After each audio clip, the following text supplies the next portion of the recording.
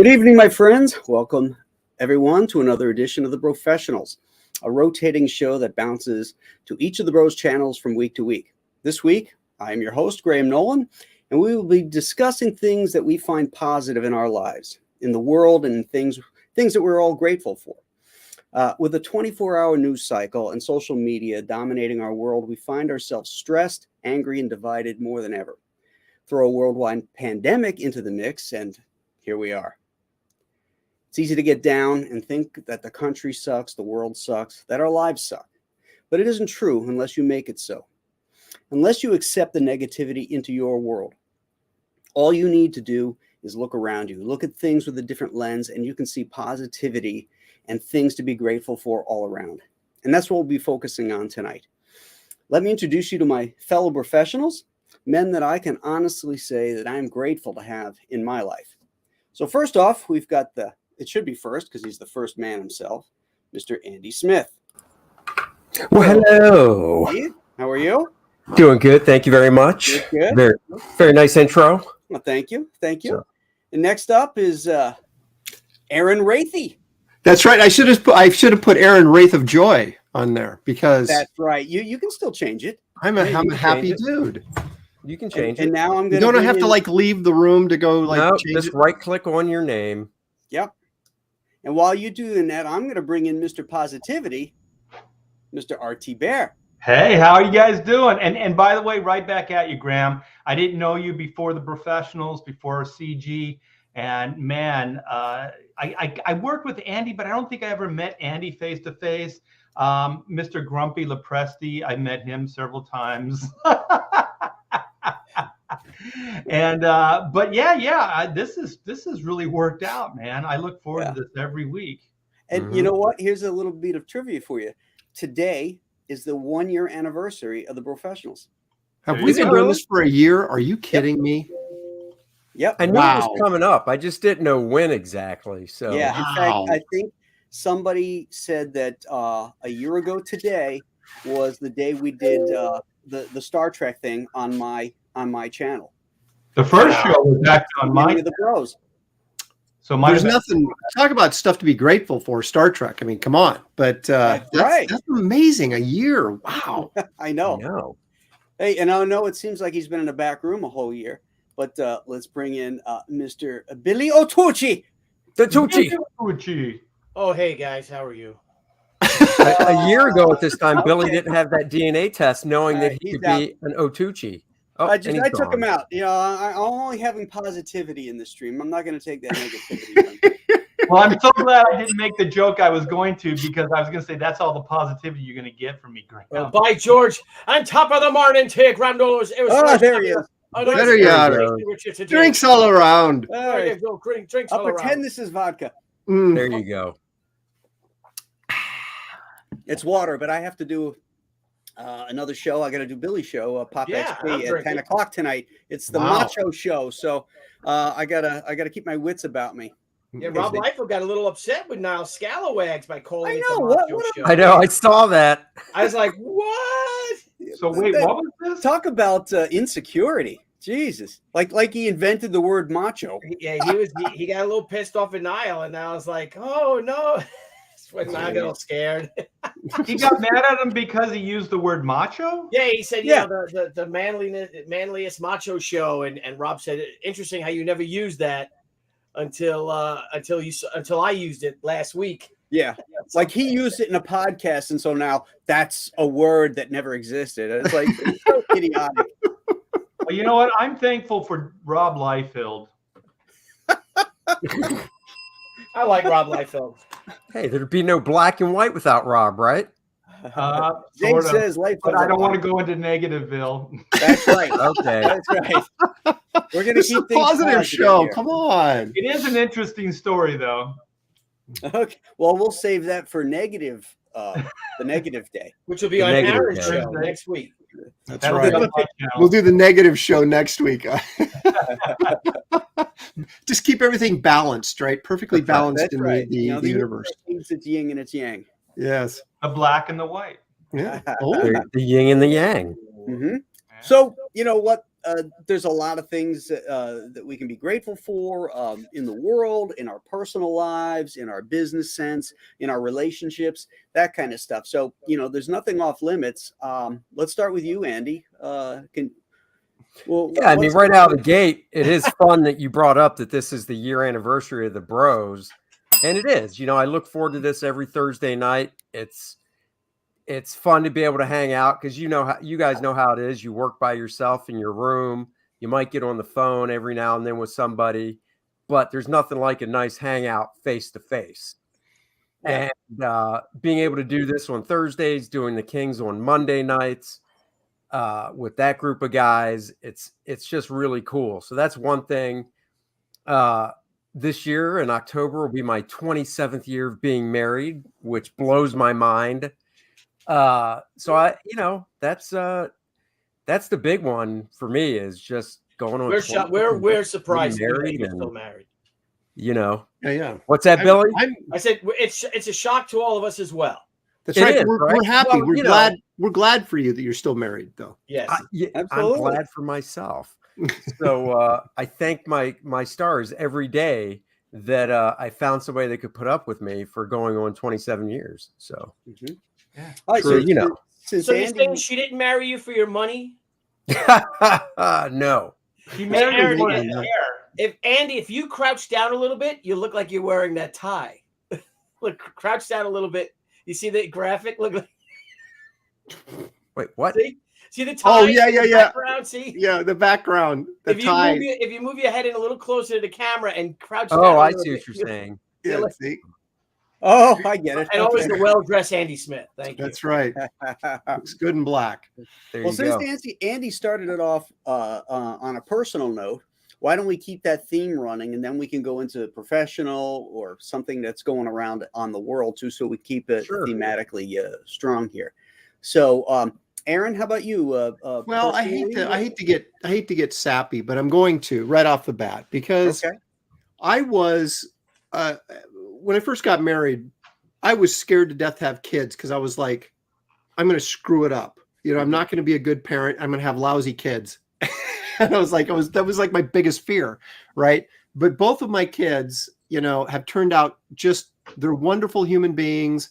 And I couldn't be more proud and happy about that. So that's one thing I can always lean on is like, when I have to face God after I die, he's not going to be going, dude, your kids, what happened there? Yeah, I always chalk your kids up to Shelly. So. No, me. Oh, she's taking a nap right now, so I can say that and get away with it. She'll probably watch it later. But I also want to say Shelly because you always have your ups and downs in marriage, right? But the one thing Shelly has always done for me has been supportive. And the career choice that I have, you need support, and it takes a lot of patience because it's like. You never know where the next paycheck's coming from. And so she's always been really behind me and in my corner in supporting my career. So those are the, just the immediate family things I just think are the one thing that I can always kind of look on and go, hey, that turned out okay. Now, Aaron, real quick, so when I met Helen, I was already, I was still new in the business, but I was already doing this for 2 years full time.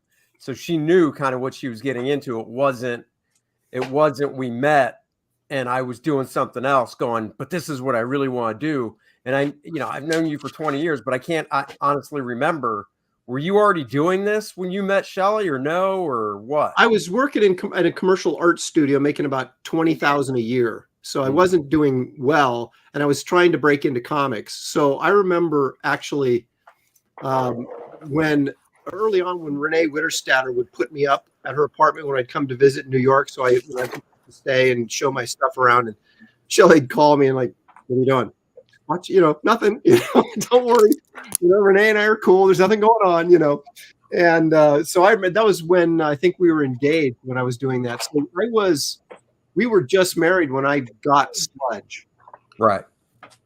So just slightly after that, we'd been married a couple months when I got Sludge. So it was very early on. So yeah, there was no success or money involved at that point. So it was all love. It was all love, baby. Didn't marry you for your cash. No, and she's still waiting on that too to come in. So Just your devastating good looks. that's right. And then they're gone. No now, too. prenup. No need for a prenup. Yeah, that's right. Although she's probably disappointed that my hair fell out because I was looking pretty good when we got married, but Shit happens. yeah, it sure does. The funny thing is, I had hair when we got married, but I was using Rogaine, and let me tell you, that shit works, right? But they did say, and this goes back to when Rogaine was prescription only, Right. and the doctor said, he goes, here's the deal. If you stop using it, you will lose whatever it helps you with. You'll lose it. So it's a commitment. And when we got married, I did ask her, I said, this Rogaine's like prescription, like $70 a month. You mind if I stop using it? Because I don't really care. She goes, no, I don't care. It's like, yes. And then just the next day you took your hat off and your hair just fell out. A strong wind. It sounds like some shitty genie curse. Yeah. It's like, would you like to keep your hair? Oh, yes. Well, you have to rub this shit all over your head. Yes. And For it's the rest of your $70 a life. month. Oh, The rest okay. of your life. Yeah, But if you stop, it's as if you never used it. pretty much. Not And only all will the you women lose that were game, on but you you'll lose will the be rest as gone. well. Mhm. It's like that movie, Death Becomes Her, right? With Yes. yeah. Bruce Willis and Yeah. Goldie Hawn and Meryl Streep. Yep. Yep. Good How old about Bruce. you, Art? On the personal level, to be grateful for, or something positive in your life? Well, definitely grateful for Pamela as well and my family. I met Pamela. It was just like I lived at the beach, and there was a party, and so we were both bored at this party, so we just ended up walking on the Strand. And so I also remember friends of mine always saying, never tell any of these girls what you do for a living. It's a date killer, right? Yeah. And not that we were on a date, but we were just kind of hanging out. And so And you were in the business at this time? yeah, I was working on Adventures of Superman. Oh, okay. And so, so she says, what do you do for a living? And so I was thinking, I'm going to lie to her. I'm going to lie to her. and then it just slipped out. And I go, Adventures of Superman for DC Comics. And she goes, comic books? She goes, I adore like the Fantastic Four. And then she's talking to me about this Superman issue where Superman died and her mom had to take the book away from her because she wouldn't stop crying, all this kind of stuff. So, Put a ring on it. Yeah, that's when you drop the one knee. Hey, it gets better. It gets better, man. This is like the trifecta. So then all of a sudden, I don't know how it came up, but we started singing Super Freak by Rick James. And we were like, yeah, right? And then it went into like Three Stooges conversation. And she was completely down with the Three Stooges. And Wow. how rare that is to find a woman that is into the Three Stooges. It's like, 1 in a million. Yeah. And so we just started hanging out, and then, it's like Dan said, put a ring on it. And I did, a few years later, but, and then of course, little Amanda was born, 25 years ago. And so I'm very, very thankful for that. And so, yeah, it's just an amazing life. I mean, so, like I said, I'm not a very positive person, but so this is going to be a little bit of a pull. But I am very, very thankful for the industry and the life that it provided me and my family. So DC, Marvel, all that stuff. So, William. Oh, well, I guess listening to you guys earlier, I guess the first thing I'm grateful for is that I have my hair still. I'm like, wow, that's fucking. I never really thought about it. Oh, I'm like, damn, that's no. fucking awful. You take this medicine, and then if you stop it, your hair just falls out. Not only do you still have your hair, but you can even one up Art and say, and it's not gray. Yeah, I don't have any gray. I think I'm getting a little gray in the temple, a little bit. You know what? That hat, Richards action, huh? that hat that Aaron's wearing, we have a name for that, us baldies. What's that? It's the male push-up bra. I wear these to keep the glare from the. I've the got light. a set. Believe me, I push these titties up. Damn. Well, I got to say, well, absolutely. I am grateful for all of you guys. I really am and when you informed us, that this was the first anniversary, the first anniversary of the very first Professionals or whatever. Is it really? Yeah. Time flies, man. Today is it. So, and what a ride, and I got to tell you, with streaming Monday nights, streaming with Niall on the Pop XP, streaming 4 nights a week, thank you for having me on Storytellers, Graham. I appreciate that. I have so much fun. I have more fun doing this with you guys than hanging out with my friends. Hey, did you just hear that? He said we weren't his friends. I know. I think that's all I heard. No, there's one thing. I only met Art like once or twice, but the one thing I have in common that you guys all work together is that I know I've been fortunate enough to be friends with you guys, all of you guys, before it even started.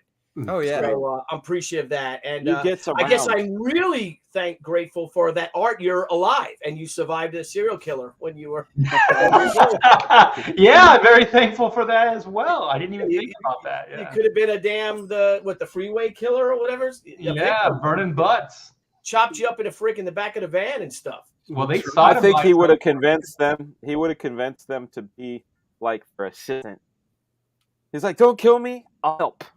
Don't you need an assistant? Good looks. I could bring him in.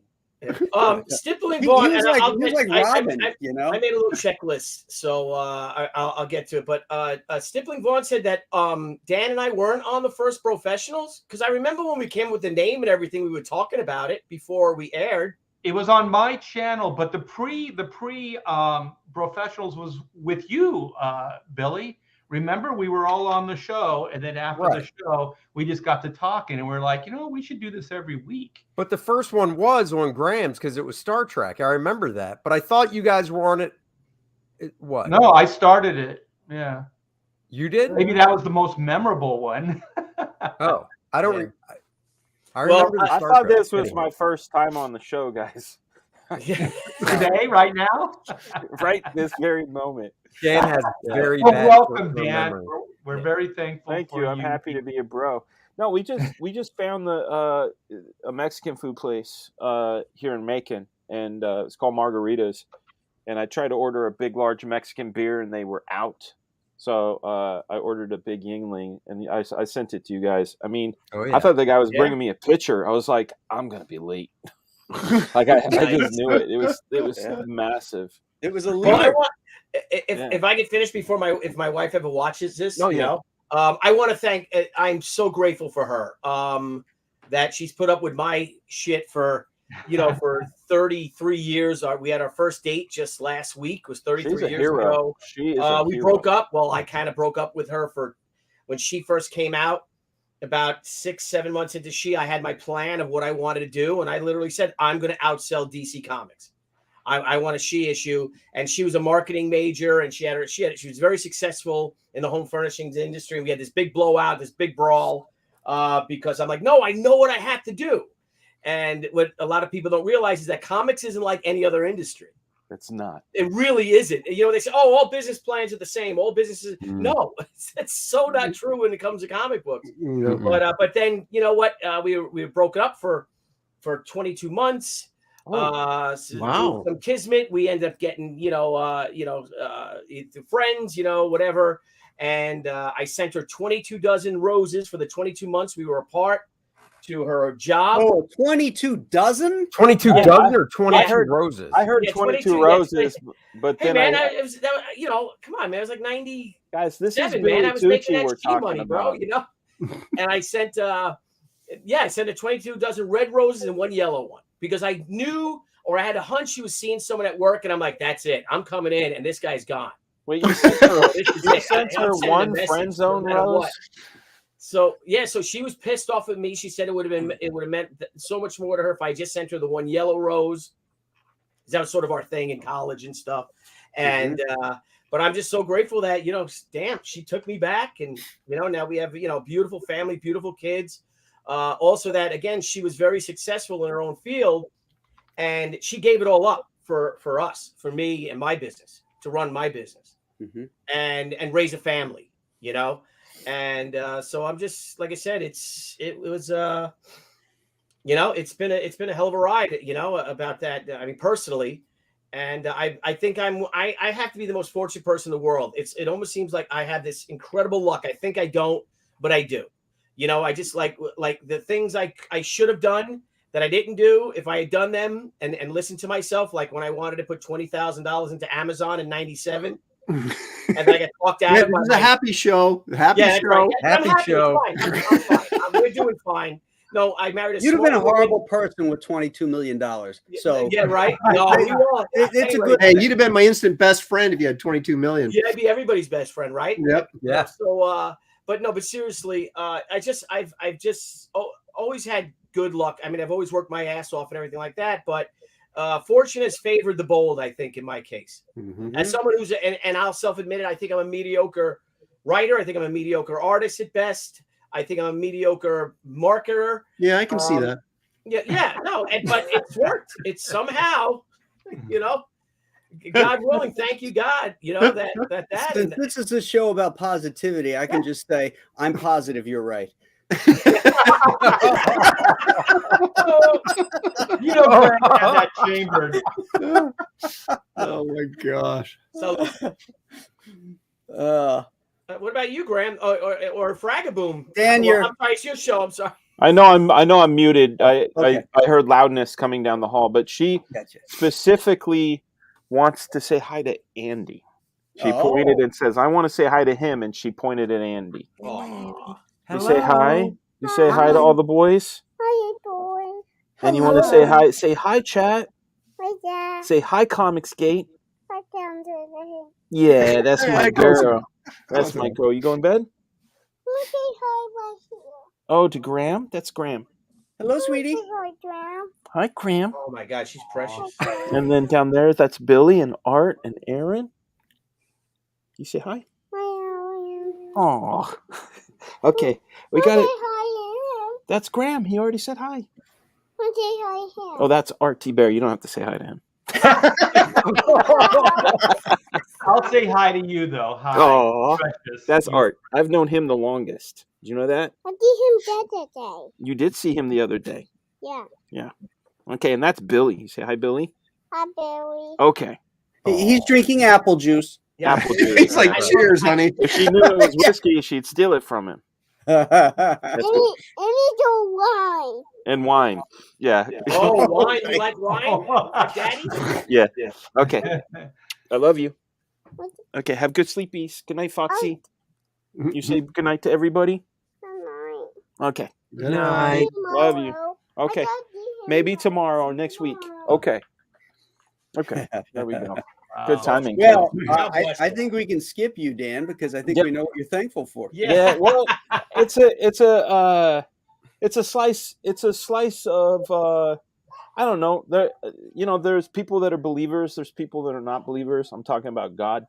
Talking about Jesus. And when people, especially strangers, I encounter strangers, and I end up having to tell them my journey in life.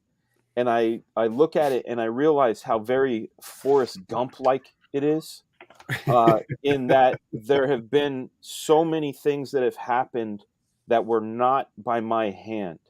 Incredible opportunities. Like Billy said, some things that I could have done and didn't, things that I prayed for that didn't happen, and that better things happen. And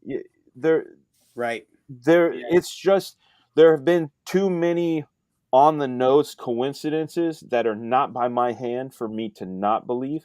So corny, maybe, but I'm thankful for our Creator God that has provided this life for us.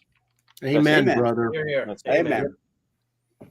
Man, this is starting to sound like a Darius Rucker song. Oh snap! You and me, we come from different worlds.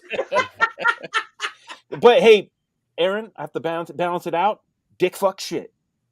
See, and you just ruined me. You just Hey, those words aren't in the Bible, so they can't be swear words. So That's correct. Okay.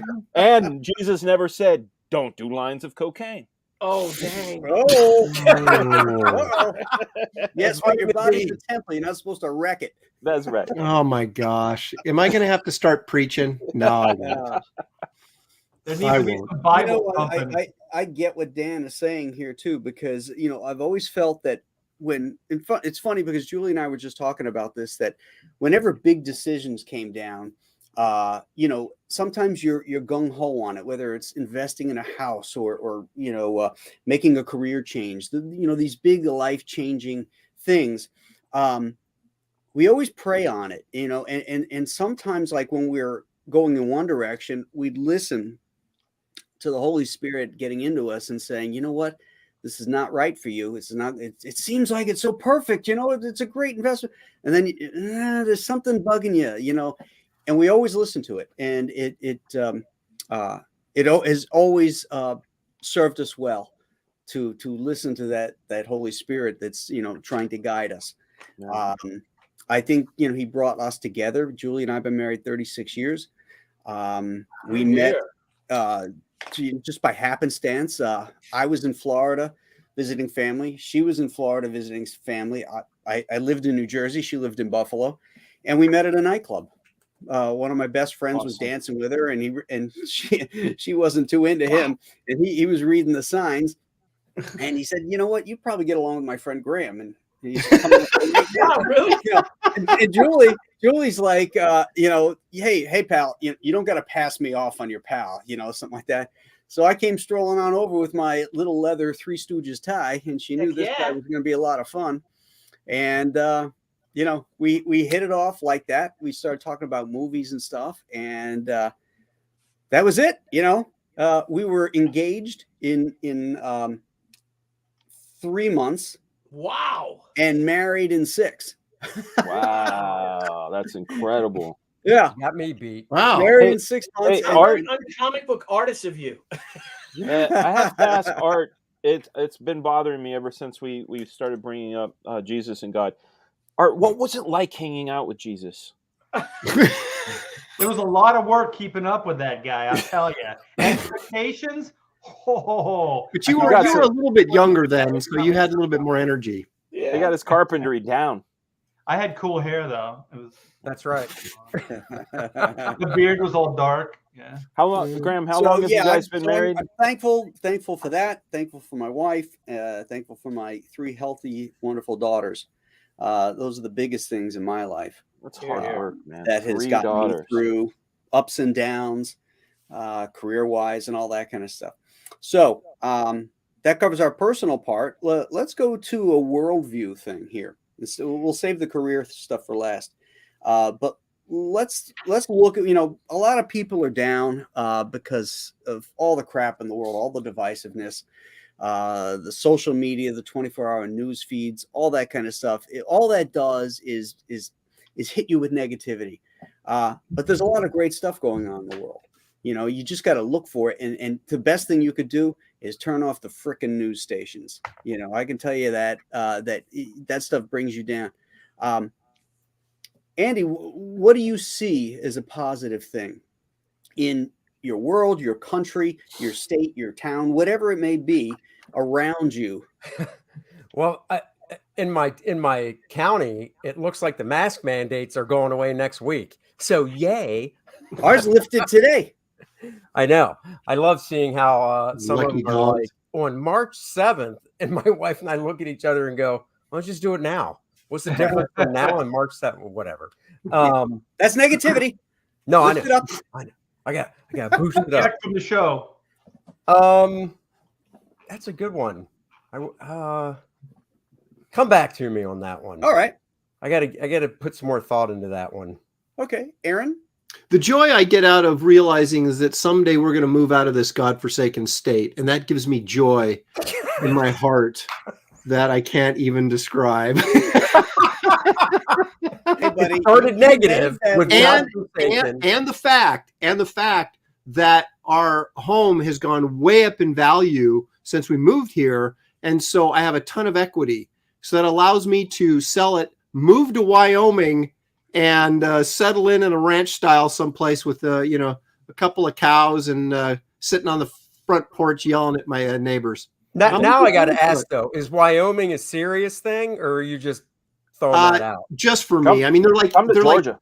No, Wyoming is like 80% conservative, so there's no way that state is ever going to get flipped. So, but my wife's brother just moved to Texas, and so there's in his family, so there's a chance. I mean, I wouldn't mind going to Texas because there's good barbecue, and that's all I really need in life is good barbecue. Well, And you left the free state of Florida, not by choice. My wife wouldn't take it anymore. The bugs and the humidity, she could not take it anymore. Okay. I loved it because you got alligators in your yard. I mean, just giant turtles, giant frogs. It was like Jurassic Park. It was awesome. I love it. Keep all of that. Keep all of that. But it gets a little humid, admittedly, but that's what air conditioning's for. That's so. Right. Created in Buffalo, New York, by the way. What's that? Created in Buffalo, New York, by the way. Air conditioning. Humidity or air conditioning was? I thought you were going to say humidity. No, we don't have that. I know. I think it's ironic. I think it's ironic that Carrier, the creator of the air conditioner, created it in Buffalo.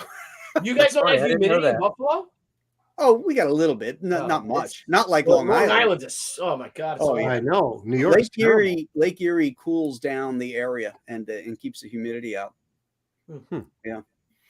But I'm also, on a political side, I'm also encouraged to see that we have conservatism in this country is sort of waking up to what's going on, and that we're no longer it's not this total progressive oppression anymore. It's, there's and not that I'm encouraging civil war, but it's nice to know that, there was a time there where we kind of felt like, am I the only one that thinks this way?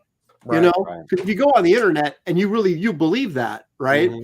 And then you start to realize when stuff just gets so crazy that there's people going, whoa, wait a minute. This is nuts. I'm not going to accept this anymore. And then you start seeing, hey, at least half the people in this country think the same way I do. So I'm not alone. And I feel better about, the future and the possibilities that maybe we can get things back on track. So there. That's good. That's good. All right. My story is similar, but I actually was fortunate enough to be able to do it. So my wife and I, we had a ton of equity in the house, is pretty much paid off, lived in California, and California was just going to shit. Like every month you could see more homelessness, more violence. Like we'd go into town, there'd be windows broken out. And the people, the vendors, the storefronts wouldn't get fixed because they knew they would get broken out again. We had, we live, wow, the dog's going at it. We live like close to a werewolf somewhere. I know. I was like, geez, man, that's not a dog. That's a monster. You want Janie at your house? I've seen Aaron's dog, so I know it's not that little thing. Yeah, it's not that. Yeah, we have a wolf. I don't think it's a border collie. I do think it's a wild dog that we got. But yeah. So like there was just like tents all along the railroad tracks, like, and we would contact the city. They wouldn't do anything, stuff like that. And so, we started looking into other places to live. So we looked all over the place, but I knew I didn't want to live anywhere where it snowed. Florida was definitely on the table, but alligators, man, I can't. I can't. You're awesome. No. And so we were looking at Connecticut. We found some like lake houses and stuff. Beautiful. But man, yeah, it's really, really liberal. Taxes are high. It was beautiful, the area, but just couldn't do it. So we started really, and it snows there, Art. So yeah, it snows there too. Yeah. And so we were looking, started thinking about Texas. So I'm doing a live stream, and this is where, like, I do believe in a certain amount of divine intervention, because I think it's happened a couple times in my life. And if we can go long enough, I'll tell the other story. But so I'm doing a live stream, and I'm just talking like this, like my wife and I are thinking of moving, blah, blah, blah, and maybe Texas. And I knew we didn't want to move to Austin. I have no problem with Austin, but you guys actually defunded the police, so that's not real cool. So then somebody in the chat said the Woodlands, Texas. They just threw it out there, Woodlands, Texas. And since then, after that, like I would say, who said that? Who said that? Because my wife and I started looking in this area and fell in love with it. And just somebody out of the blue in the chat, said the Woodlands, Texas. And so sure enough, man, we found a house, What's the big Texas city near Woodlands? We're in the Houston area. Houston, okay. Yeah, so like we're more southern, like southeast, I guess, part of Texas. So it's very green, we get rain, stuff like that. And so I wanted also a climate that wasn't snow, but that was different than California. Because every time I'd go to Texas, like the southern part of Texas or Florida, it's always blue and green, like California is kind of gray and brown, those are the colors. So, I mean, it's just been a fantastic thing. And my wife's like, somebody was looking out for us because somebody in that chat just said that. And no one's ever taken credit for it. I mentioned it several times, like, who said this? And no one says, it was me. So I do feel like maybe somebody was there going, hey, Woodlands, Texas. I think his name was Popoff or Smirnoff or something like that. Popoff, Smirnoff. Right. Maybe I heard, I was hearing voices, See, we're always looking at Plano, Texas, and thinking that might be nice. That's a little near Dallas. And it's more Hurricane Alley, but I don't know if they've been, or Tornado Alley, but I don't know if they've been hit by a tornado in like decades. So well, there's floodplains here as well, but there's like 5-year floodplain, there's 10-year floodplain. There's ways that you can find out what the area, how it's suited for the weather before you move in. And also, if it's in question, ask the people that are selling the house, like the history, and if it's ever been flooded or destroyed in a hurricane. I'm sure they'll be honest. Yeah. I mean, if the house was ask the realtor. That's the realtor, right? Yeah, if you ask them, they have to. They don't have to volunteer it up front, but if you ask them, they have to. Yeah. How about you, Billy? What do you see in the world that brings a smile to your face? Yeah, I got to tell you, I think I want to jump on or build off of what Aaron was saying, is that I think, at least for the near foreseeable future, before the press and the world governments give it another go, is I think we've seen the high watermark of this adolescent idea of socialism and communism. People are sick of it. I think the best thing that happened in a way was maybe the 2020 elections to put these lunatics back in power, and the people just see just what a pile of shit they actually can. The only thing they can create is crap, and how wrong they are on everything. Mm-hmm. It seems, I mean, not social things, personally, I don't care who marries who. I don't care what your race, your religion, your color, your creed is. I don't care about that. And most Americans don't, but this forceful, forceful spoon feeding of you of a teaspoon of, good old socialism every day. I think it's reminding me of how it was in the late 70s after Carter and when Reagan came in, and it was almost like the pendulum was swinging back to a sense of normalcy, and then things will get good again. And then when things get good again, I think that's going to give the left another chance to just try to grab some more and more, and then they'll get power again. And then I think people by then will really have had it with it. So I feel really encouraged for the first time. And like I said, I love that you got a guy like Dan Dorman, Dave Dorman, posting on Facebook today that, he supports the truckers, in Canada and in the United States. And I'm like, hell yeah. And I think that's a good thing. I think the world is laughing at the press, who are so up in arms, is so upset and so beside themselves with these truckers, with these threats of violence or so-called, violence. There is no violence. They're expecting a tailgate party, as opposed to the fiery but mostly peaceful protests that are going on behind me as they're burning down American cities. Isn't it funny how they just sort of like suddenly these truckers became racist and Nazis, and you're like, what? Yeah. And just like a year before they were the heroes. Next thing, they'll be calling them Comicsgate for crying out loud. The stores. Yeah, so that's what I'm very encouraged.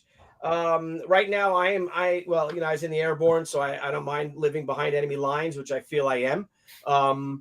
Out here in New York still, but Long Island is very conservative. Like you guys, like our governor's lifted the mask mandate. Aside from the kids in the schools because they have to, we don't wear masks anywhere. We've had it with it. It's just like, yeah, sure. You walk in, no one's saying anything to you. And because it's, again, believe in the science, they don't really work, do they? And again, we've all had it where, what percentage of the population is already vaccinated? Heck, I was vaccinated. I got the damn thing, So, if I took the polio vaccine and took 2 of them and a booster shot, and then I got polio, I'd be kind of questioning that vaccine. You'd have been suing the manufacturer, which you cannot do. You cannot do because you're indemnified. Absolutely. So that's what I'm happy again what Aaron says, and I feel really encouraged that I know the kids like my sons.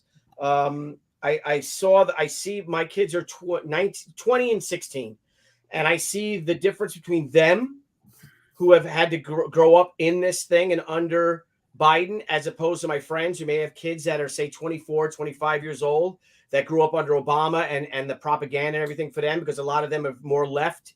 Our kids are like, they remind me of us growing up. Mm-hmm. My kids are very conservative, or moderate, if you will. And they see the bullshit. They see the garbage, and they've had it too. They're fed up with it. Hey, Billy, to your point, like I was just thinking this was like, gratefulness. Like I was thinking, my wife and I were talking that it's almost like things had to get really bad and ridiculous and so like almost cartoony for the world to wake up. And then like, it's scary, but it's positive as well, that there were this many people that believed that the government or that people were fundamentally racist, or they were this, that, or the other thing, all that stuff that they've been saying for the last couple of years. And then people are now waking up, they see things as like being ridiculous. I mean, people that were like pro Black Lives Matter or whatever kind of craziness that they were into. And they're starting to realize that, Biden is a two-faced liar. That party is not the answer. And just, all these things that people are waking up to, and that it almost feels like it was a good thing that all this happened, because the scary thing is all of those people in life felt that way. Like you didn't know they felt like that until the shit hit the fan, right? Mm-hmm. And then all the people came out, and then the scary thing is we're all like, what the hell happened to the world? But until this came out, and then people actually exposed their belief systems, like America's fundamentally racist, and all these other things, then you start realizing that stuff existed. It was always there under the surface. And until the shit hit the fan, nobody knew. So this is a chance for everybody, like the people that do believe those things, maybe that they can start seeing the other side. Maybe they can start thinking a little bit more fair. Maybe they can, stop with this communism and realize that America is fucking great. It's it's the great experiment. Like there's been nothing like it in life. What also is great, Art? Super chats. And I want to take it for the $4.99 super chat. Many of us are also encouraged that socialism has shown its true colors, but unless you fix the election fraud, none of it matters. That's a point. Yeah, it is. Hey, this is the most fair and safe election of our time in history. Come on. But they're even talking about like Pelosi, like taking away like their investments, like that they can't, like invest, and they're putting restrictions. Like these things are coming out. These things are being debated right now. And she whatchamacallit? She resisted it. She's made over $300 That's where she's made her money. She's made over $300 million as a congresswoman in the United States Congress in the past 30 years. How the hell does that happen? No inside trading? I don't think so. But these things are coming to light now. People, they're becoming more mainstream, and people are talking about it. And I think this stuff is good because, like every good story, everything has to get so bad before it can get good. Like hit rock bottom. Yeah, everything needs to hit rock Sad bottom. but true. I don't think we're there yet, but there are people that are waking up, like Aaron said. And there's 3 more years of Biden's term, so we'll get there. Yeah. Don't worry, we'll get there. Sad truth.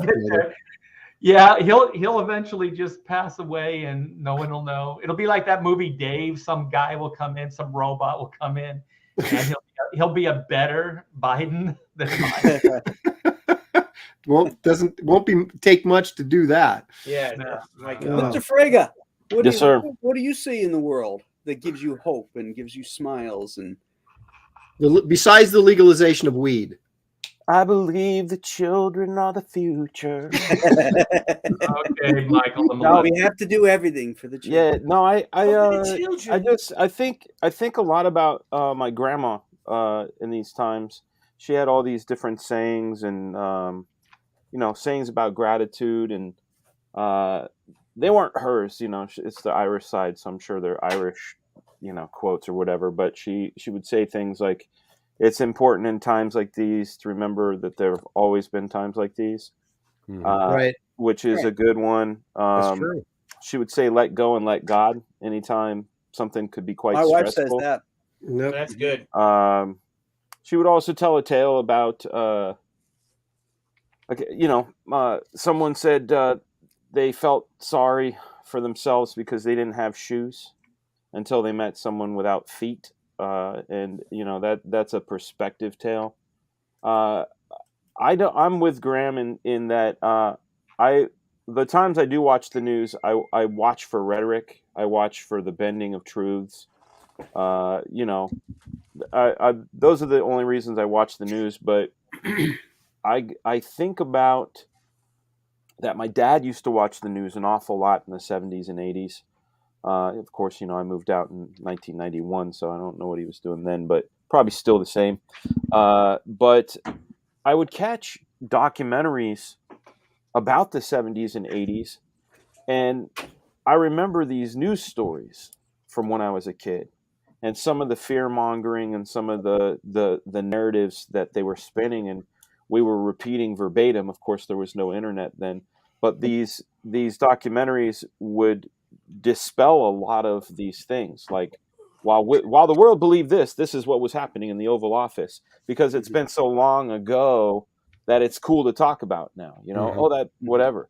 Well, that just tells me that's like someone telling you how many times they fuck someone over, and you're like, you're fucking me over, because you're doing the same shit. And I see a lot of that in the world, and my positivity is going back to the same answer before. It's all in God's hands, and it's a war between good and evil. At the end of the day, it's not Democrats and Republicans and communism and socialism and all that other stuff. It's good versus evil.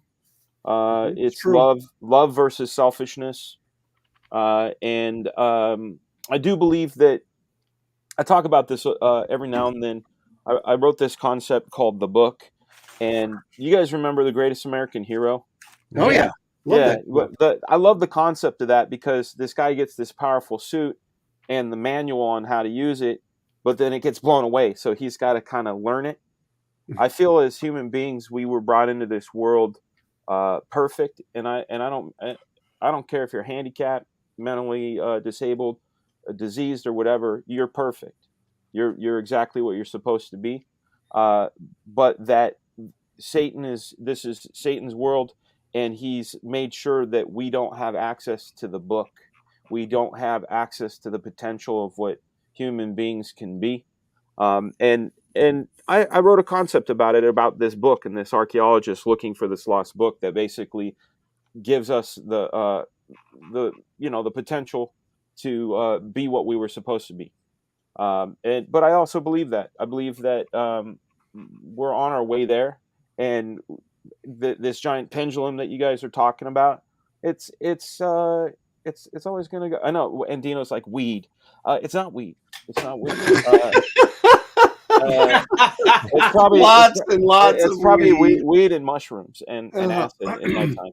But no, it's knowing that there are diversion tactics, right? Like, for example, like I know that Putin the other day was basically saying, I'm going to fuck you guys up, if you guys don't do what I tell you. And the world didn't see that. That's not over here. It's not news you're watching, but Putin's over there saying he's going to war up, and we got all of our little, sorry for the lack of a better phrase, pussy ass shit happening with the libs. I mean, it's full on Sissyville. Everybody's special. You're a precious snowflake.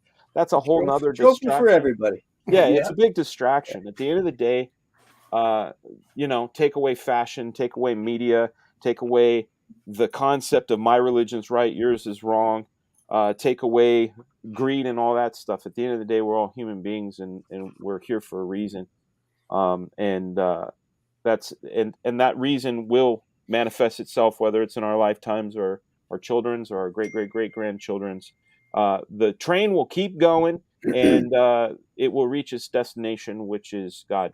So that is my happy outlook. I like it. Let me get to a couple super chats here that just popped piling up on you. Jay, $10. That's a good cigar, my friend. Yeah. Happy Thursday, all of you, from sadly blue but beautiful Colorado. Growth comes from struggle. Know what you believe and why, and always be building something. Thanks as always for the show. You're welcome, sir, and thank you for tuning in. Moondoggy, $9.99. That's another good super chat and another good cigar. I'm thankful that you guys in Comicsgate has brought back my love of comics in an age where I thought the mainstream had destroyed it. Keep up the awesome work. That, my friend, is positivity, and it is the truth. We like you are lovers of this medium, and we're gonna bust our butts to bring the kind of comics that you loved back. Yes, sir. Fox we all have Mulder, a lifetime invested. 31014. That's a look at that patriotic one. 1776. Yeah, that's a good one. That. That's a couple good cigars. Thank you. Scantron.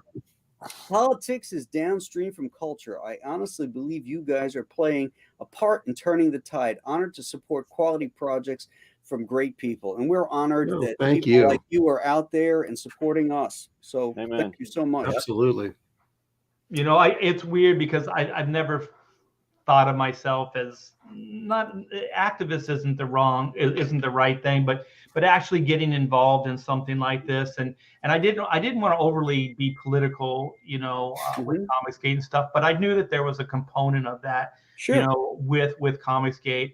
But I do feel like you can't be on the fence, that you have to, no matter what, you have to make your point. Right. You have to speak your truth.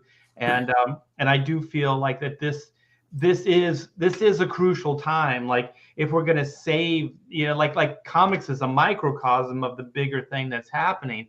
But if we're not that we're going to save the industry, but if we're going to keep that tradition going, the storytelling, the love for it, those type of things, then this is the place to be and to speak that and to create that for the people. And the greatest thing is just that we're finding an audience every day. We're building an audience, and that I cannot even put into words how grateful I am for that. Thank you, Rick, for the $4.99 super chat, and thanks for the positivity shows. Oh, you're very welcome. Okay, so I guess I'm up here, and I'm going to dovetail a little bit on what Dan said, because when the world gets crazy, I like to think back about my grandparents. My grandmother and grandfather were the first Americans born here that weren't born in Ireland, and so they're first generation. And my grandmother was born in 1898. When she was 13 years old, she was sent back to Ireland to avoid the Spanish flu, that pandemic that hit New York. She lived through World War I.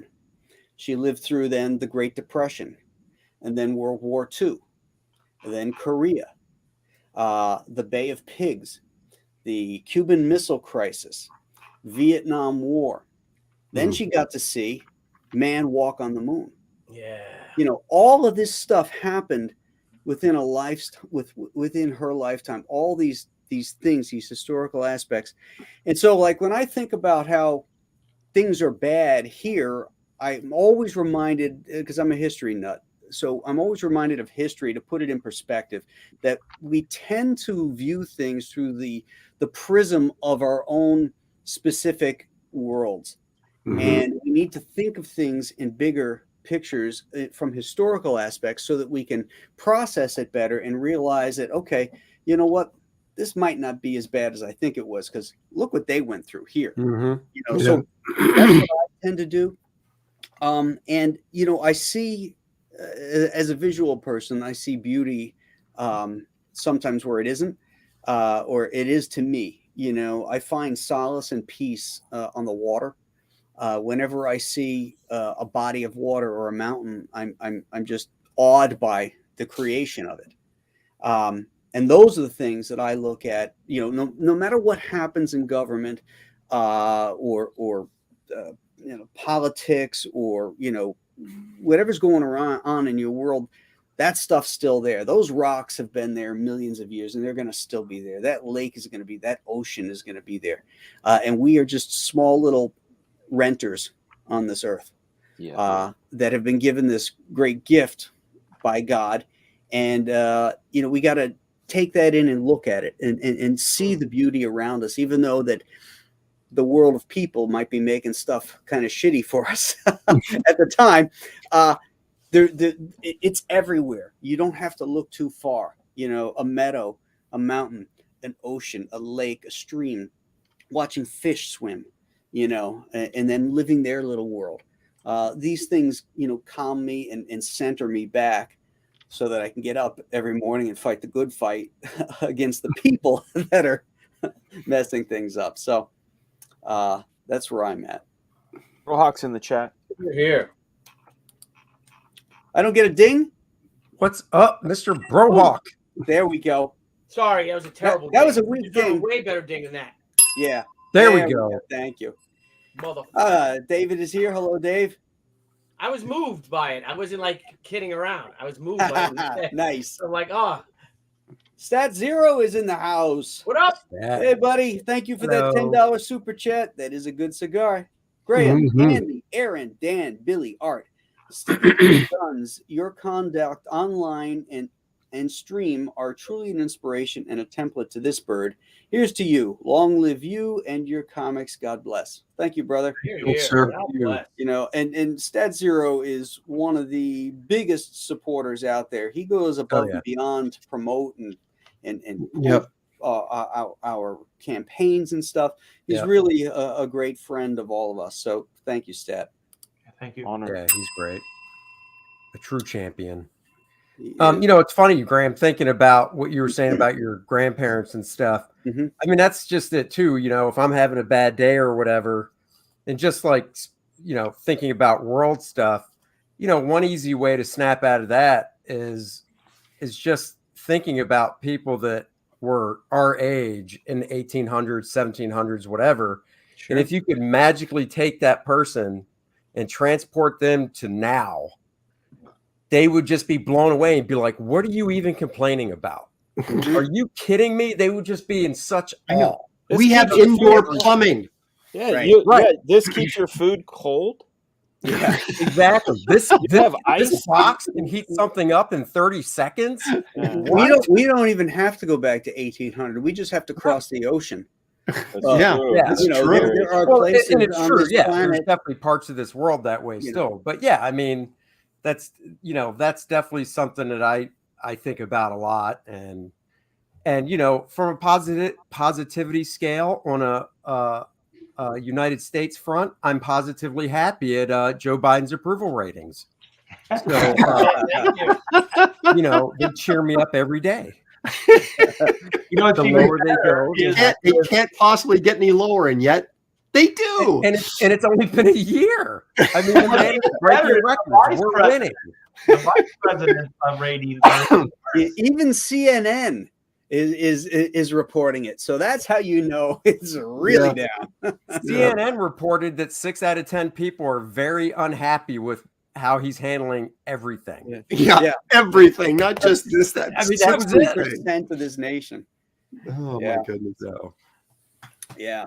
It's funny how you phrase that, Andy. It reminded me of when they told Betty Davis that, oh shit, what was her rival? Joan Crawford. Joan Crawford. When they told Betty Davis that Joan Crawford had died, she says, "Well, my mother said never to say anything bad about the dead. So Joan Crawford's dead. Good."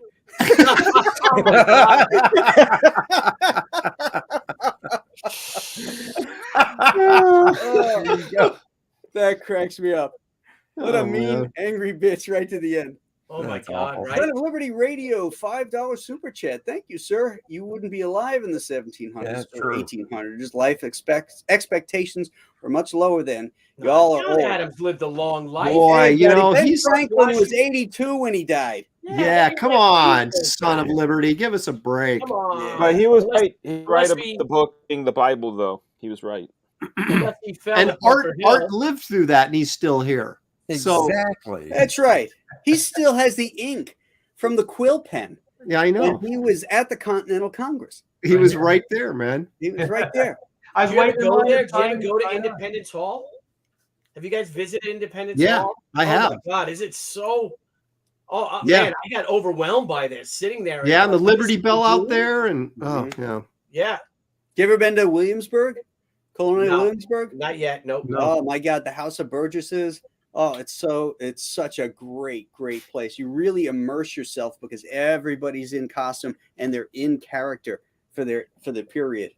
God, I want to say Yorktown, I did go there when Yorktown's another great trip. Yeah, I'd love to go to Yorktown. I'd love to go to maybe not so much Lexington, but definitely Concord, where we started sniping all the Brits and we had them on the run all the way back to Boston.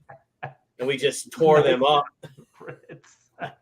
That's the quote of the show right there, sniping all the Brits. I was tempted, I guess I'm saying it, but I was tempted to say, have you guys ever been to Otisburg? But I figured how many people actually would get that joke. Otisburg? Oh, Otisburg. Not yet. Otisburg. That's a Superman reference. Yeah. You know, that's something else I'm hoping for. I'm looking forward to, or I'm positive about that. There will be an Otisburg within the next year. Hopefully. The whole California drops into the ocean. Lights right? on out.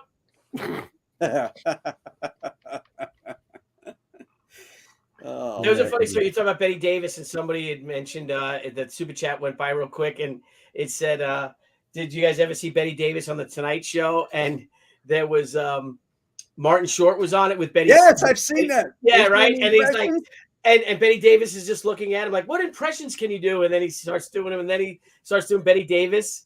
And as he's doing he's talking to Betty Davis as Betty Davis. He's just looking at him, and then he stops, and the audience cheers. And then she just goes, "Can you do me?" Well, they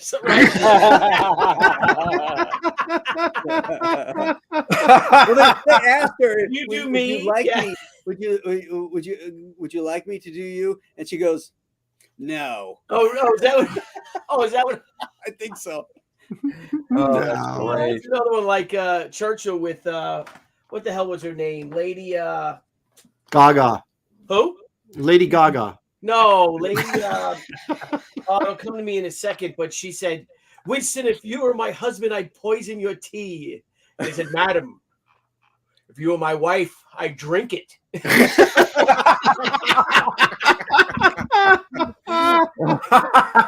He was sharp. Oh,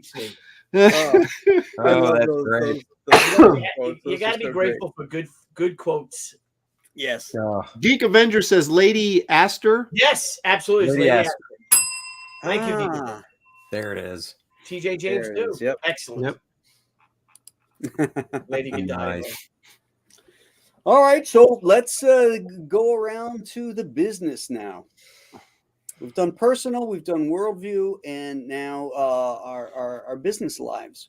We go on our streams and stuff, and many of us have a lot of vitriol to what's happened to the businesses that we aspired to be into, that we all wanted to be in ever since we were kids, and changes. So we've run that down. So what are we looking at positively about not only our careers, perhaps, but do we see anything on the future for this business that's positive? And we're probably all going to have relatively the same answer here, considering this group. I think we're all have some of the same stuff. I mean, out of the gate, I believe we're all probably say that, however long each of us has been in the business, for me, it's 31 years, and 31 years of being able to, sit down and draw funny books. I mean, you get used to it after doing it for this long, and you don't realize that you are really living somebody else's dream, and even on your worst day, I'll think, well, I could be doing, X, Y, or Z, whatever, the whole digging ditches thing or whatever. And then, from the business side of things, finally being able to do my own stuff and work on my own book. And, from a positivity standpoint, I don't have positive thoughts about what DC and Marvel are doing, but because of what they're doing, it forced myself and us down this other avenue. You come to this fork in the road, and it forced us to go this way and take that leap of faith and take that chance to do our own thing and make our own path. And I saw somebody posted on Facebook, a friend of mine posted on Facebook, this list of different, famous people and what age they were when they started, doing whatever it was, whether it was acting or cooking or whatever. And we all know the Jack Kirby one, where I think it's, Jack was in his 40s when he did Fantastic Four, and so, I just look at it as what the other companies are doing as a good thing, because it gave like birth to obviously Comicsgate and us branching off and doing our own thing in this community. And it is a great community. That's really what it is, of people, all the people in the chat watching now, and letting us, through their support, do what we really want to do. We all love doing comic books, but I believe we all love doing our own stuff even more. So I mean, that's how I see it. And I think the more we do it, the more it'll expand and it'll grow. And who knows where we'll be in a decade. But I think it's all good things on the horizon. So well put, Andy. Aaron? Well, let me wipe this tear away. That was yeah, you go ahead. I would say this. When I was early on in my career, I didn't have a lot of joy, even though the fact that I was working in comics.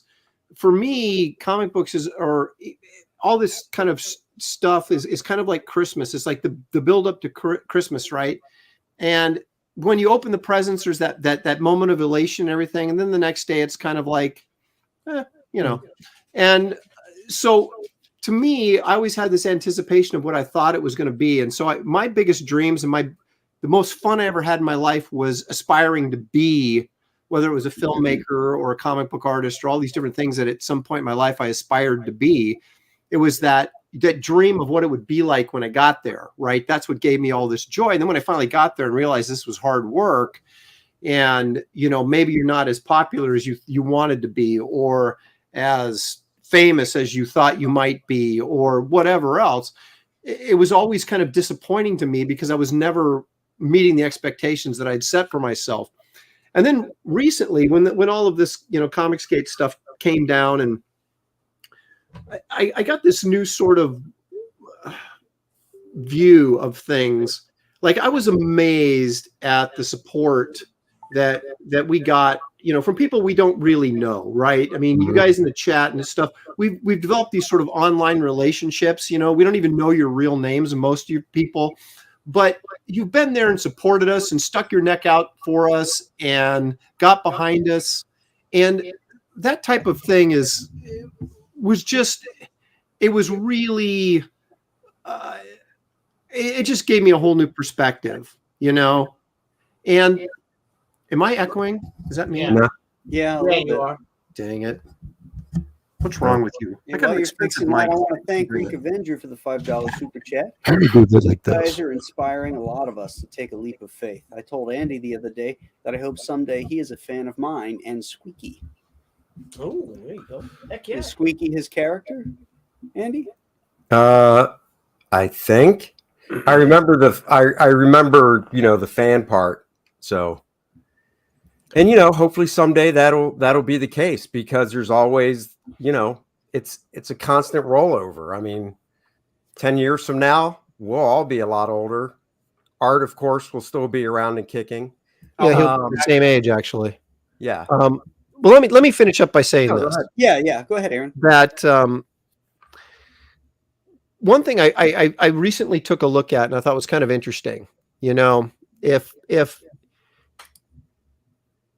you look at a lot of guys in this industry, or even movies, or in entertainment in general, music, whatever it is, and they usually, if they're going to strike it big, they strike it big early in their careers, right? In their 20s or whatever. And then they sort of coast, And I thought to myself, as I was looking around going, I could be doing the best work of my career right now. And I said, how many guys in this industry, or any industry, at age 50 something are doing the best work of their career? Right? I mean, that just doesn't happen. And in my case, it's happening because I wasn't doing it early in my career, right? And I was so pushing and driven to get better, and never always kind of looking over my shoulder. And you're kind of thinking, what was Byrne doing when he was, 50 something? What were, some of these other guys doing at this age? They were out of the industry, or they were just kind of burning out, doing whatever to get by. And that's not my case right now. It's kind of like I got this. They were working for someone else, and you're not. Yeah. Right. So I got this entire new rebirth. And so so I do have kind of like this, despite what I see on social media that just really sickens me and makes me sad. The negativity and the lies and all that kind of stuff. But then on the flip side, I see the positivity. I see guys like we have in the chat, and the guys that are supporting us, and the women as well. And it's just so encouraging, and thinking, you know what, there is still some positivity out there for this kind of thing, and we can do this, and we can make it great. And that sort of is giving me like a newfound joy and inspiration. So there. Thank you, Geek Avenger, for the other $5 super chat. Squeaky is my missus and my in-house artist. Oh, there you go. Okay, mystery solved. Thank you. You just got a clarification super chat. Those are the best. Wow. Right? Nice. Clarity. Is it my turn? Okay. It is, Art. Yeah. I still hear an echo.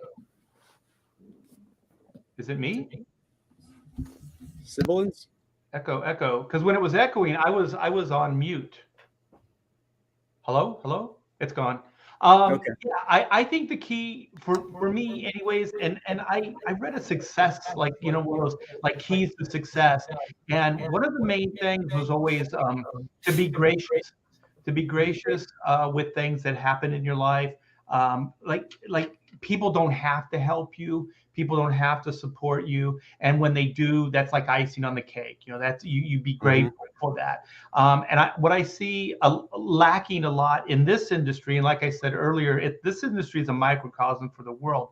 I think there's a lack of graciousness. I think there's a lack of people thinking that like people before us paved the way. Like we should be thankful. Like we're just coming in this industry, but we didn't create it. A lot of the iconic stuff, a lot of the heavy lifting was done prior. And a lot of things we talk about on the professionals is we do give a lot of credit to the past, to the artists and people that really did, pave the way for us. So for me, it's graciousness. It's being grateful. And so this is a little bit off of like what we were talking about. So it's not hitting the subject on the head, but for me, like what happened in my life early on is I never thought I would be anything. I just thought I'd be just a working class guy, and just live in my little community and all that stuff. But what happened is I was hit by a motorcycle and I was almost killed. It's a miracle that I can walk to this day. And so I didn't look at it as divine intervention at the time. I didn't look at it as like, this is a miracle. This is somebody looking out for me, right? And so, I was angry. I was getting more angry. And then, I got out of the hospital after a year of recovering. And then I was diagnosed with scoliosis. And so I went back in the hospital for another year of, like the surgery and then the recovery. And at that point, I wasn't mobile. I was in the bed all the time. And so a girlfriend of mine just brought a sketchbook. I drew all my life, but I never really drew seriously.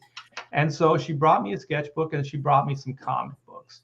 And so that was it. I started drawing in the sketchbook. I started drawing comic book characters, and there was a lot of more adult stuff coming out at the time, like Dave Stevens' Rocketeer and John Buscema's, Savage Sword and stuff like that. That was really inspiring for me, and it spoke to me because I stopped reading comics when I got into my teens, so I wasn't continually reading comic books. So that was my gateway, and I do think like it was a form of divine intervention. It was somebody saying, you're on the wrong path. And the only way you're going to get on the right path is because you're a stubborn guy, and you're going to fight it all the way. So it wasn't just one smack, it was two smacks in quick succession, and it changed my life. So I do look back at that moment in time as like somebody was looking out for me, man. It was hard. It wasn't nice. You know what I mean? It wasn't like, we're going to do this thing for you. But it was very tough. And that's what got me on the road to draw comics, to re-experience my love for comics, to reading comics even, and then to draw them and all those other things. So I'm very grateful for like whatever that was. I choose to look at it as divine intervention. But whatever that was, I'm very, very thankful for it. And it sounds weird, because I got really fucked up, like I was jacked up.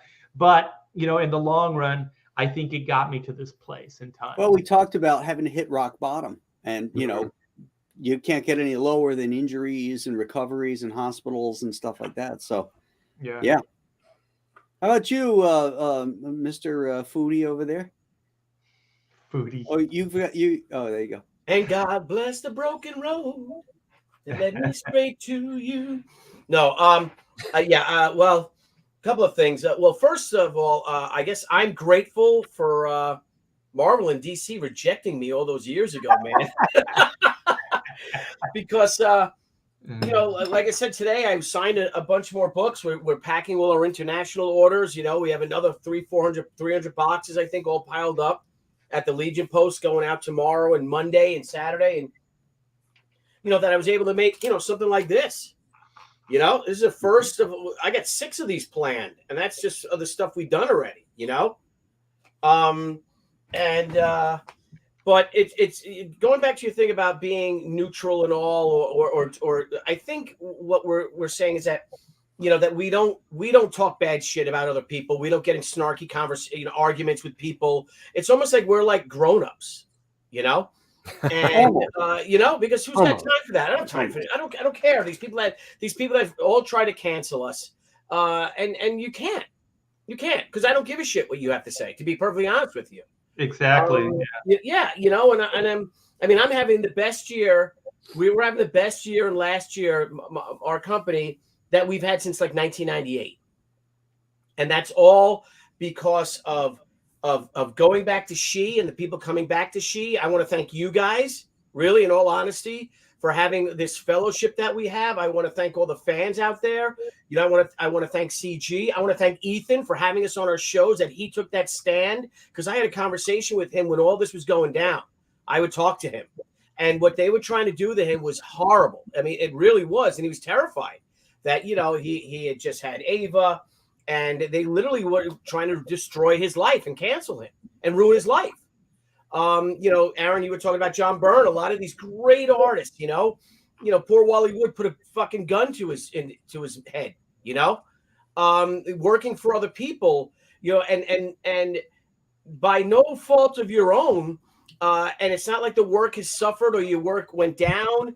It's this changeover and stuff, and you're getting replaced by, it probably costs the same amount of money to hire Aaron Lopresti as it is to hire the guy that did the new Warriors, you know, with Snowflake and Safe Space, you know, you know what I mean? And they put this money behind this book to make this pandering crap, and it could drive you nuts. But the cool thing is that we are positive, and we have this go-getter attitude, and we're doing this all on our own with you guys out there in the audience right now, because we wouldn't be anywhere without our backers. Yeah. And doing our own stuff, right? I mean, what's the greatest thing when you get something of your own, right, Greg? We're talking today about books and stuff like that, and someone comes up to you and signs your book, that it's not a Green Lantern book, it's not a Batman book, it's something you own completely. And they say thank you when you sign it. Like, no, thank you. Yeah, you changed my life. You changed my life. Yeah, and I love the idea that we do stay, you know, that we are sort of in the middle. It's that you know, that old story of, you know, how the middle, Aaron, going back to what you were saying earlier, how the middle has become the right. How did moderates become now they're on the right? Because someone on the middle would be like, well, you know, to be honest with you, both sides have some points, you know, like but you know, both sides have some good points, and then on the left they attack you. Oh yeah, because you're not 100% in their corner. And they push you over to the right, and the right's like picking you up when you're on the ground, like, you okay? You know, and you're like, yeah, I'm all right. Get yourself off, and then also the left that attack you. Why are you on the side with those bad guys now?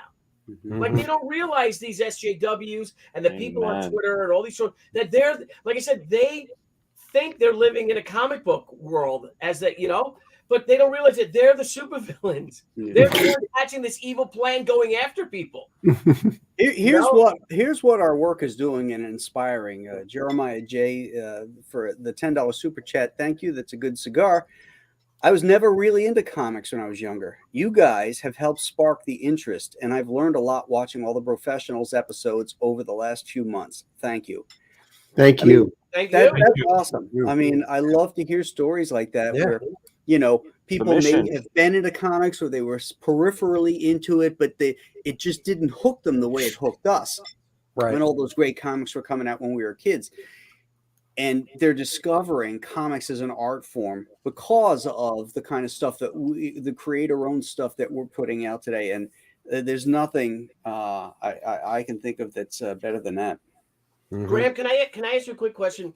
Do you feel that we also are benefiting, that we're kind of almost doing like a European model, that we put out 1, 2, maybe 3 books, new books a year, as opposed to being on the monthly grind? I mean, that's how I always looked at it when we started doing this. And that's how I explain it to people is, you know, it's more like that European model where the creator over there does everything, or they do team up with a writer, but then, you know, the artist handles everything. And they come out once a year, but they're more satisfying. They're larger books like what we're doing. And I totally think that's what we're doing. And they're full of love. I mean, you know, the people are doing that stuff because they're trying to tell these stories. They're not just getting a paycheck to do it. I mean, how many of us have gotten assignments where we're like, all right, okay, I'll do it. You know, when do you need it by? You know, okay. Aaron, do you remember that Colin Grundy? We got Colin Grundy, Aaron? Oh my God, that job we were thinking about like doing ourselves in. Oh my God. That job was horrible. It was a very, very grim sort of. It was just like the most unpleasurable comic book read I've ever worked on. It was just really. I just was like.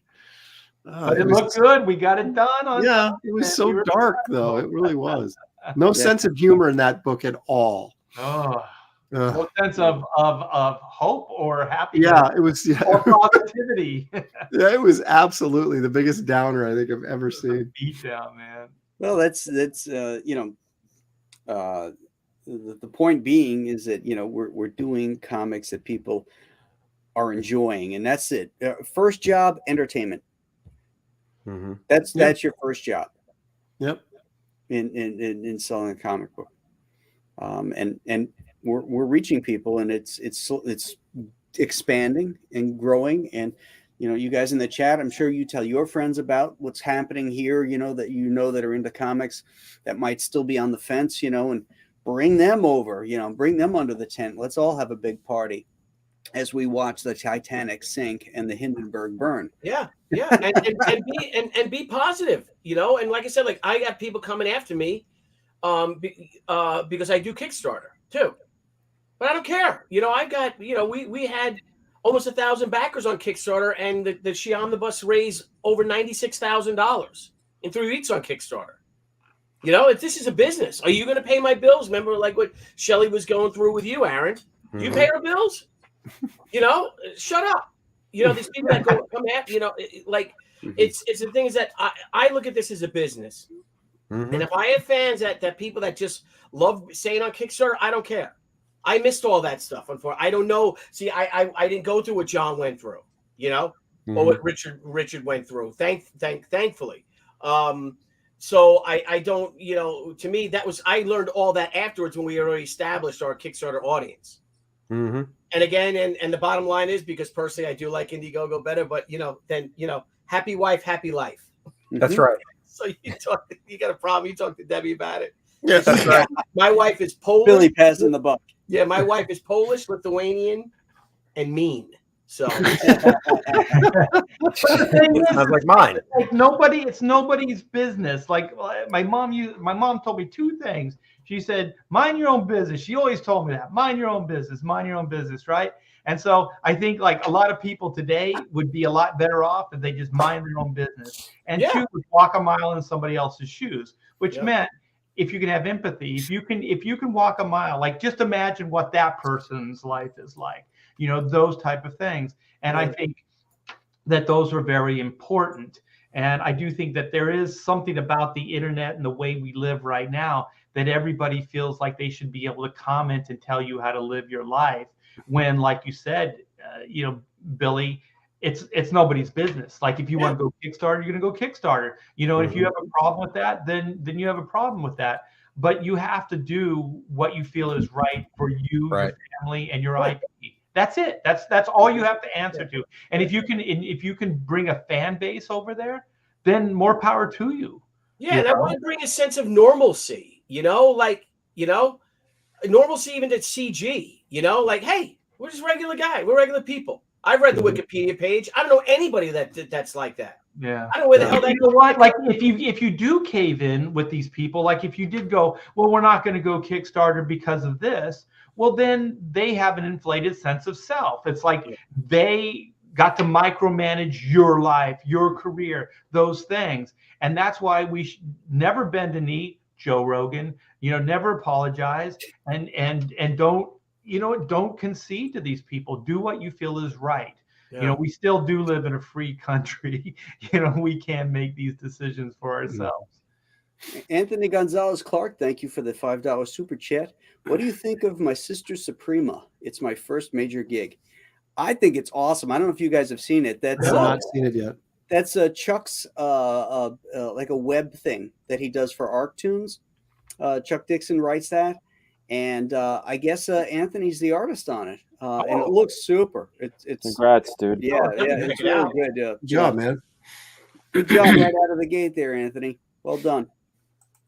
And you're working with the most prolific comic book writer in history, so that ain't too bad either. Yeah, coming out of the gate. Okay, who's up? Dragon Bloom. No, Dan is. Yeah, Dan is. There's this writer that I enjoy. He's sort of a statistician, guy named Malcolm Gladwell, and he wrote a book that I enjoy called Outliers, and it talks about people that have been successful, but the fact that when they were born, where they were born, and the relationships they had just as much to do with their success as themselves. And they use George Lucas as an example, Steve Jobs as an example, Bill Gates as an example about breaking technologies and things. And And what I'm very positive about and grateful for regarding our business is timing in relationships. You know, my early in my career, I wanted to be a Marvel artist really, really badly. I would have taken DC because I like Batman and Superman, but I was as Marvel Zombie as you could get.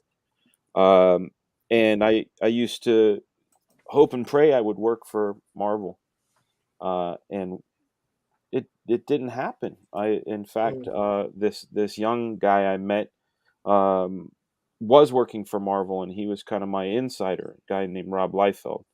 And I met Rob when he started his first regular series, New Mutants. I met Rob before Cable, before Deadpool, and you know, he befriended me, and I got to watch Image happen from the beginning, before it was Image and how it came together. And I would hear stories about Jim Lee and McFarlane and Eric Larson and all these backstories, and thought it was great. But the timing was amazing, and the networking was amazing.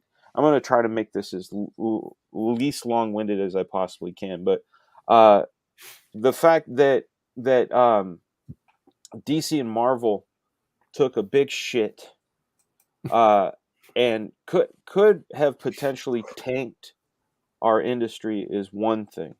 The fact that guys like Ethan and Richard were out there doing these streams and creating platforms that were archaic compared to what we have right now.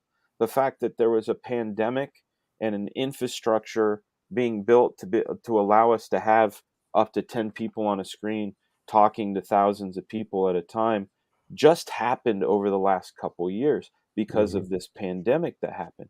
And this pandemic caused people to be at home, and the media covering it and all the things happened made people want to turn to watch shows like ours instead of shitty news and shitty TV. So this awesome timing happened, right, for this thing to happen. The other thing that I'm really grateful for, and why I talked about an essential part, is relationships. You know, of you professionals and of the people in the chat, there are a couple people in the chat that I've known for a long time. I saw Brian Scanlon. I've known him since '98. I've known Art to Bear, met him first in '91, but like professionally, we met and started hanging out more in '92. He's part of the studio I worked in. So Art and I go way back. Billy, I'd see him at shows, always get along, but it was always hanging out at conventions, you know, and that's like a little slice of time. The other gentleman, I met Andy in Boston. Graham, I think I saw you at a show, but we never met. Aaron, same sort of thing. But now, here we are, you guys. I'd fucking jump in front of a car for you all. And some of you guys I haven't even met yet. Like, I haven't shook Graham's hand. You know what I'm saying? I've never shook Aaron's hand. I look forward to that. So I enjoy the fact that we have these relationships. I enjoy these relationships with the chat and becoming friends with people in the chat through Twitter, through this technology that exists right now. And all of these things kind of happen at a crescendo where I used to see the Marvel story of how Seduction of the Innocent kind of ruined comics, and comics got campy and kids weren't really buying that shit. And then it created a time, it created this opportunity for somebody to do something different. And that's why guys like Jack and Ditko and Stan and Don Heck and all those guys in the beginning, they were part of something that we still enjoy today. It's been bastardized to shit, but we still enjoy it today, back from 1961. Well, God, we know it. We're there right now because of circumstance, and we have the vehicle. We have all of the passengers. We have all the captains. We have all the wherewithal. And I know I sang it earlier, the Whitney Houston. I believe the children are the future. I see guys. Dan, let me interrupt just real quick and say, so are you saying that we have the technology that we can make comics better, stronger, faster, Sorry. Just as long as we're not in a cave with a Sasquatch. Yeah. All we need is $6 million, you guys. That's right. And I agree with Fragaboom. I would push art in front of a car for any one of you guys. Because you survive it. But the other thing about when I say the future, and I jokingly tongue-in-cheek say children, but I see guys like Noah at NTM. I see guys like Art Jedi, who's doing a Rascal story for me. Guys like Phil Diaz and the Diaz brothers. You guys aren't children, but you kind of are. I mean, I know I'm old enough to be your dad. Let's just put it that way, you know. So I very much enjoy the fact that we are keeping it alive, and it is a art form. It is a way of communication. We call it American, right? It's an American art form, just like jazz, comic books and jazz, baby. But the idea of conveying something through words and pictures will always be there, and even if the technology is not there, you know, cave paintings were comic books, really. Those spirals that they had in Rome, you know, those are comic books, really. The sequential storytelling with pictures, but there are kids out there, and it's amazing. When I talk to Art Jedi, he's 17 years old, and he's talking to me. He's citing old Mike Zeck comics and Michael Golden, and he knows the good stuff. I love, and not, you guys make jokes about it, but the fact that Graham has the database and the knowledge, the intimate knowledge of the beginnings, and encourages someone like me to be excited about it and inflamed with a passion. It's like finding a treasure chest that you didn't know existed. And the fact that there's somebody over here that feels the same way, you know? And I used to think, like, I'd hear stories about when Frank Miller first went to talk to Neil Adams, and Neil Adams didn't think much of his shit at first. And then, you know, this sort of growth, and you go, oh man, that's so crazy. Well, they exist out there. The kids are out there. I've seen some incredible stuff. That Esquivo guy is amazing. Josh is amazing. Noah's amazing. The Diaz brothers, they're amazing. So, and that's all part of our network, and it's all part of the timing. So I'll cut it short. Timing and networking, baby. That's what I'm really thrilled about. Heck yes. Excellent. Well, you know what I'm thankful for is you brought it up, like Seduction of the Innocent and Frank Miller and stuff. I remember reading an article, this was years ago, and Frank was talking about, you know, that comics after you know, the Seduction of the Innocent, the trials, all that stuff, that the industry ran scared. Like the industry was doing very, very well. It was very successful. And then they tucked their tail between their legs and they ran scared. And then they started purifying. They bent the knee. They bent the knee and they fucked themselves. And even Frank said, he said, ever since then, this industry has been running scared. And you guys all know that feeling, the paranoia, the fear, constant, like it's just crazy. No one can be too proud of what they do. Nobody can be too loud. Nobody can be, you know, any of those things. And so the industry just kind of, nobody spoke up. I mean, the first time I really felt it was Marvel in the 90s and then Image. But I'll tell you, Comicsgate, what we're doing right now is beyond all that. Yeah. You know what I mean? I mean, we are speaking out. We are talking. We are passionate about what we're doing. And you know what? No apologies, no bent knee. I don't care. Like what Billy was saying, I don't care.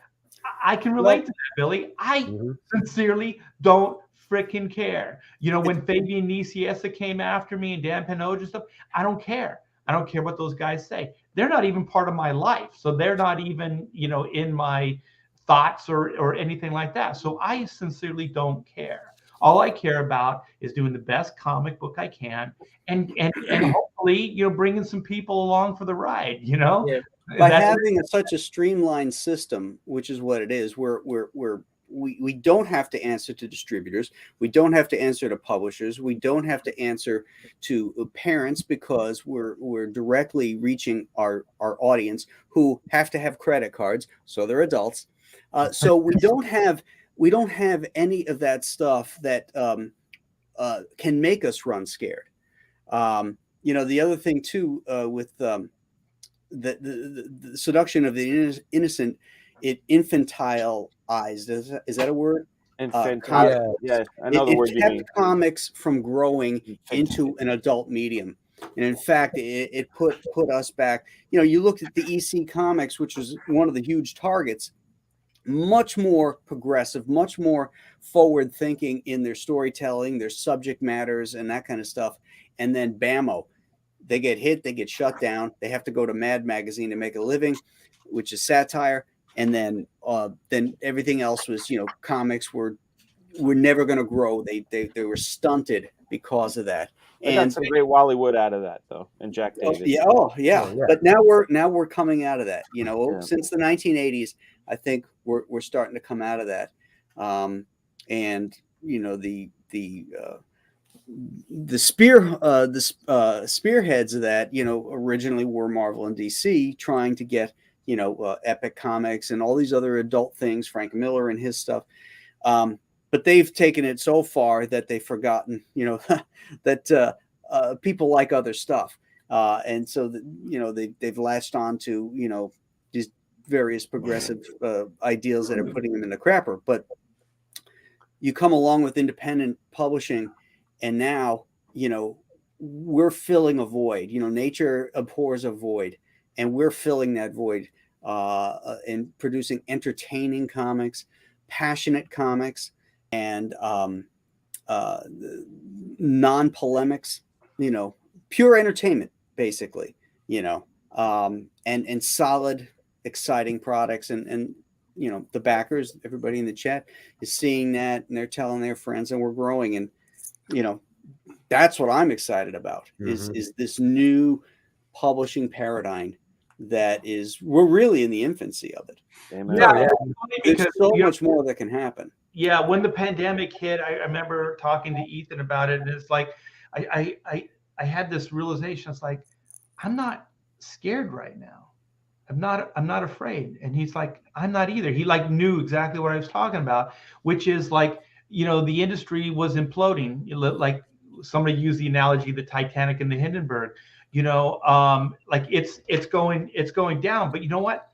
I'm not afraid. I'm not afraid of that. Like let that go, because for the first time, I truly have independence. Like, I don't need that eco-structure, that ecosystem to support any of these things, So I felt like, every day there would be a new thing happening. This retailer went out of business. The diamond's having a hard time, all this stuff. And I was like talking to E, and he was just like, yeah, we're still doing great. We go, do a stream and, generate a couple grand worth of business for, everybody. And then, like, we're flourishing. We're doing great. The rest of the industry is kind of going down. And then, one of the things about this is like, this is also inspiration to people, even though there's people that are verbal and say they hate us, they're keeping score, they're watching this stuff, they're watching right now. They're just not brave enough. They're still in that fear area that they can't embrace this, but I think it's becoming an inevitability. We've all known that. We've had these conversations for at least 20, 30 years since I've been doing the industry. They've been talking about doom and gloom, like this industry going away, so,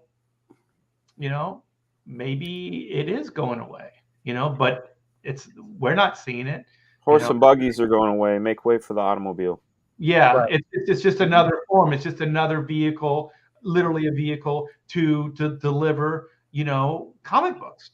Yeah, it's just going through a growth spurt. It's going through a change, Yeah, it's definitely going through a different. It's morphing. It's evolving. It's growing into something different. It's mutating. It's just evolving. Yeah, and the thing is, like, I'm very thankful that we're here. You realize this moment in time, this is pretty crazy, Well, like it took bravery. It took that leap of faith because, when you're working for the big two, unless you're one of those elite guys or you happen to be on that big book or have that great contract, you're chasing a paycheck from month to month. Hat in hand. Because, over the last 20 years, royalties have taken a dump. So even your royalties, if you were making them on a book, and they even increased that, that number, so it made it harder and harder to get royalties to supplement the income. So you're always chasing your job. And now, we're creating our own jobs. We're creating our own jobs. Yeah. Yep. It's beautiful, man. Yeah. Well, gentlemen, we've been on an hour and 45 minutes. Billy and I have a show to do in us just about 10 it won't minutes. go long. We'll go about it. It won't be a long one. It's getting late. And you've been drinking whiskey. I drank water. Yeah, I drank whiskey. I just started watching Reacher with the wife. Dude, so Billy and I good. are watching it too. Those every episode is a giant-sized two-fisted manly tale. I mean, there you go. His you go. His We're gonna watch delivery number, is fantastic. episode So it's 4 okay tonight. to watch Jack Reacher, or your wife is watching that dude, and then you're like, and you try to get along with her, and she's Who like, cares? yeah, nah. Who cares? Oh, Who cares? Hey, I'm You're making watching women in that it too, dude. Billy. So the equal opportunity stuff. Yeah. That's right. exactly right. I don't care if it makes her be like, I need some love. Then fuck it. Right. I hope you should use the And love. you'll do. Well, you know what? Try. I need some love, and you'll do. You can't have bread. Take the cracker. You know. She what I'm looks saying? over and goes, "You'll do in a pinch." Yeah, that's what I'm do hoping. it. Unless she's like, yeah, nah. Yeah. I'm thankful that Andy came out of the closet in this live stream. Yeah. I know a good-looking man when I see one. That's right, Art. How you doing? Hey, This was a Well, on great that show. note, gentlemen, This is a great show, man, and something we needed, man. This is what the world needs, bro. Well done. Yeah. That's right, Yeah. man. but the well, world. thank you so much, my professional pals. Again, I'm very thankful for each and every one of you for being in my life and being part of this wonderful upsurge in creativity. And to everybody in the chat, you guys have been fantastic tonight. Thank you for the super chats. Thank you for your comments. And thank you for your support. Every one of us has campaigns going on right now. They're all listed in the description of the show. So if you're watching this in rerun, check it out. If you guys haven't backed any of these projects, I urge you to, go click on those links and be amazed by the great entertainment there. So thanks, everybody. We shall see you next week. Thanks. And Chad. wait, whose channel is it on? It's on It's me. Aaron. Okay, we'll be back at Aaron's next week. And it's gonna be the negative stream. It's the bitch and complain stream. The bitch and complain stream. Oh What no. pisses us off? Nothing. All right, gang. Nothing but happiness and joy. All right. Everybody, have a great night. Good night, guys. Good Thanks. night, everybody. Thank you. Bye.